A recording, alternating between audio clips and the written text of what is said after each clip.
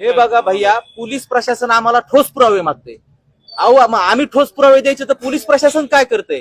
माझी पोलीस प्रशासनाला विनंती आहे, तुमच्या पुढे चॅलेंजिंग आहे. आता बीड पोलीस प्रशासनाची जे डाग लागलेला आहे ते पुसून निघन जर तुम्ही महादेव मुंडे हत्याकांड मध्ये शेवटच्या तळागाळापर्यंत पूर्ण तपास पूर्ण केला तर.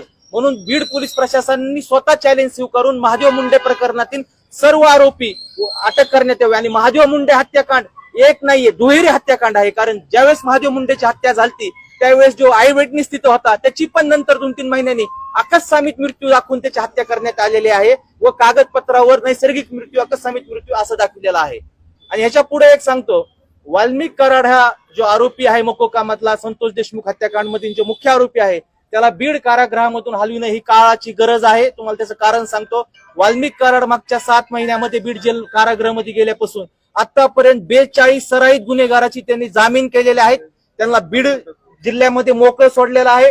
त्या 42 जणांची वाल्मिक कराडची आतमध्ये राहून त्यांच्या जामिनी केलेल्या आहेत आणि बाहेर राहून ते वाल्मिक कराडची नवीन टोळी त्याला वाल्मिक कराड अंडरवर्ल्ड बीड जिल्ह्यात सुरू झालेला आहे. हे बीड पोलीस अधीक्षक साहेबांनी याची दखल घ्यावी आणि वाल्मिक कराडला नागपूर किंवा हर्सुल किंवा मुंबई सारख्या ठिकाणी हलवून देत यावं. बीड सारख्या ठिकाणी ठेवायचं असेल तर पुढच्या 48 तासामध्ये वाल्मिक कराडला अंडा कारागृहात ठेवण्यात यावे.